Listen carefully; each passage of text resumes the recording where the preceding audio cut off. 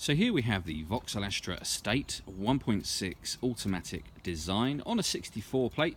I'm going to start off by showing you around the outside of the car, and then we'll hop in and run through some controls on the inside. From the outside, you may have seen it had front parking sensors.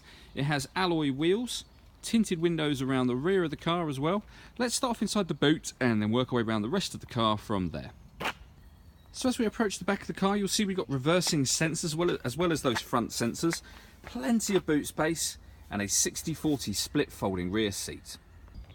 Okay, so we're just going to work our way back round to the front of the car now, and then we'll hop in and run through some controls. But now that we've done a full circle of the car, you can see it's in wonderful condition the whole way round. So just briefly before we climb in, I think it's well worth seeing the interior from this exterior point of view. These seats are as good as new. There's plenty to run through on the dashboard, so let's hop in and we'll do that right now. Okay, so now they're inside the car, we're going to start with the dials. On the left-hand side, we have the rev counter and we have the speedometer on the right. The fuel gauge and coolant temperature gauges are at the top. And then within the trip computer, you can see the miles of this car are only 12,921, so very low mileage.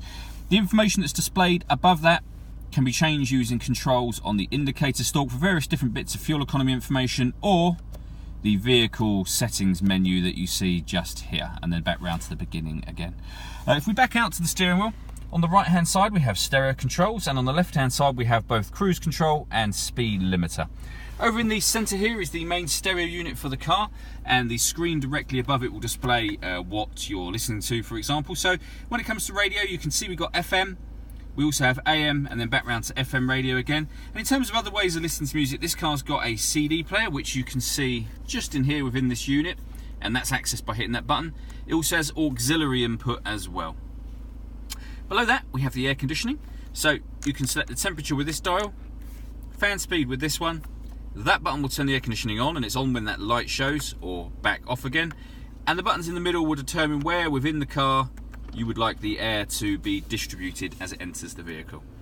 Below that, we have a 12-volt charging socket and the auxiliary input, and then a fully automatic gearbox, and you can see the symbols down the side just there for that.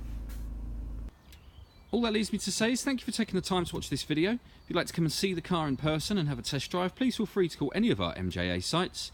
We'd love to hear from you soon.